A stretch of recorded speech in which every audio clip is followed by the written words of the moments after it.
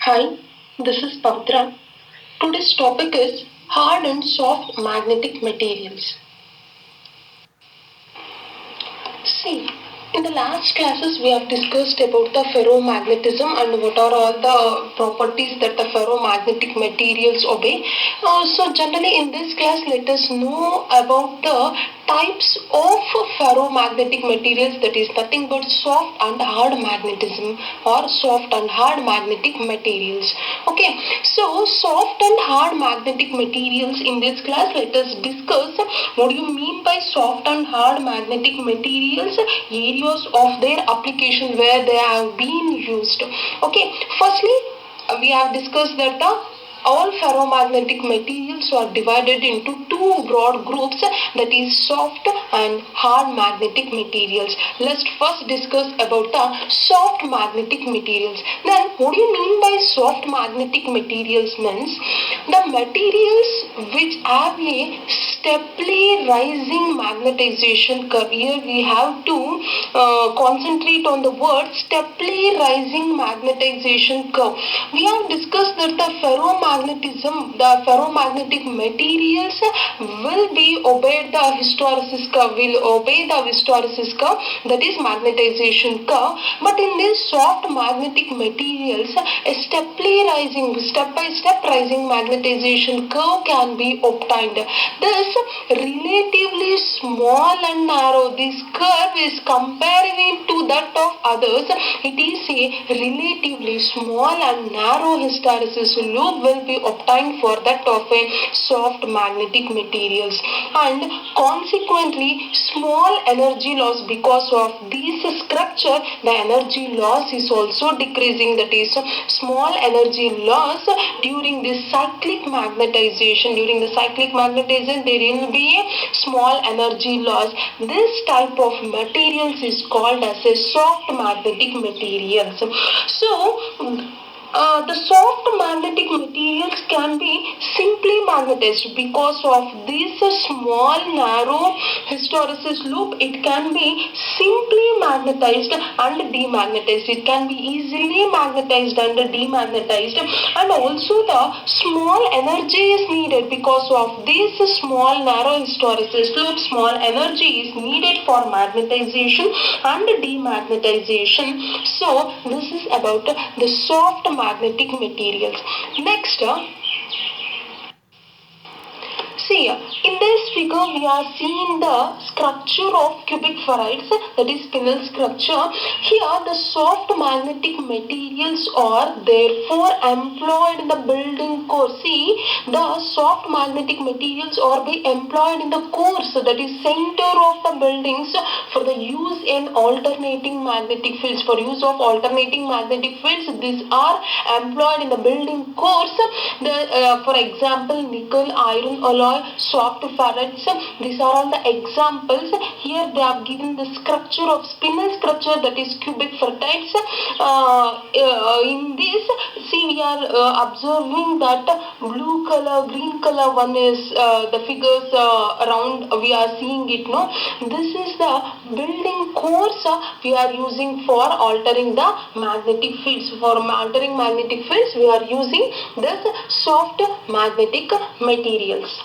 Next, where this soft magnetic materials can be used having certain properties is there. No? What are all the properties of these soft magnetic materials? Because they are used in building cores, so they are almost permeability. We know that the permeability. So almost permeability soft magnetic materials. The small hysteresis loop, because of the small structure, there will be a small hysteresis loss will be there. Small resonant induction of the resonance will be the small. Slight co-reactive forces will be there. High saturation will be provided. High saturation magnetization will be provided.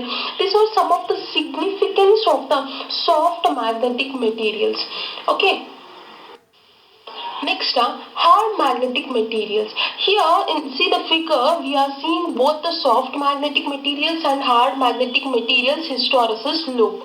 See, the soft magnetic materials were small and narrow, but in case of hard magnetic materials is broader one. So, the magnetic materials which have a gradually rising magnetization curve, the curve is gradually rising in case of hard, steply rising in case of soft. We have to know the differences between hard and soft now. Soft is steply rising, hard is gradually rising magnetization curve.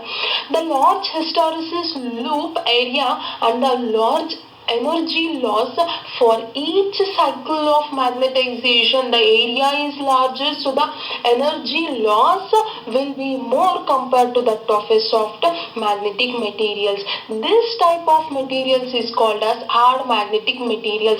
I repeat once again, what are the properties? That these materials having the gradually rising magnetization curve, the loop area is larger, so that the energy loss is greater compared to that of a softer one.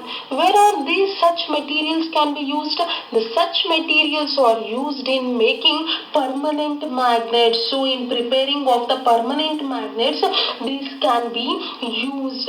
See here, why we are using for the permanent magnets means these materials having these hard materials having the larger area.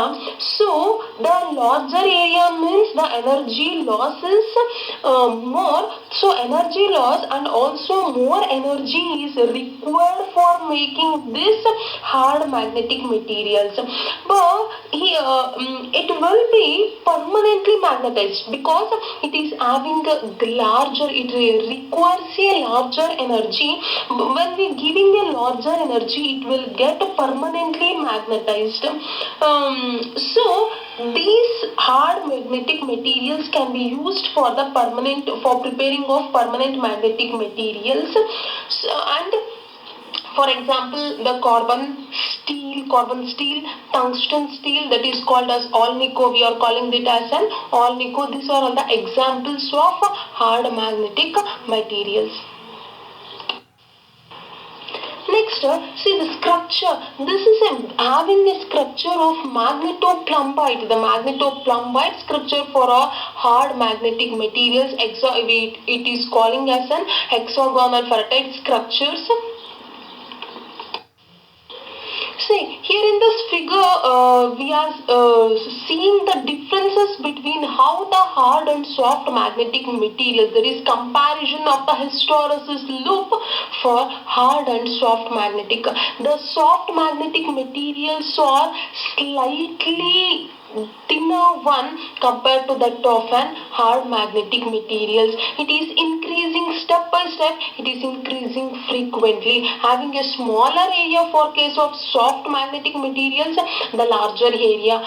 Small energy loss for soft magnetic materials, large energy losses for hard magnetic materials.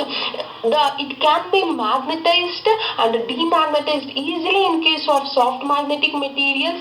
It is quite difficult for magnetizing and demagnetizing, so they are used for permanent magnets. These are all the some of the differences between soft and hard magnetized.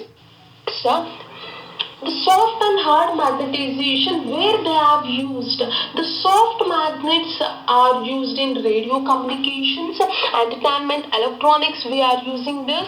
Military electronics, we are using the soft magnetics. Okay, in case of hard magnetics, this is a permanent one. We are telling it, no, this is a permanent one used in permanent motors, that is automotive forces, telecommunication, data processing, consumers, electronics, electronic and instrumentations. There the permanent motors can be used. This is the field or the area where they are used. For example, how they are composites. Thank you for watching this video.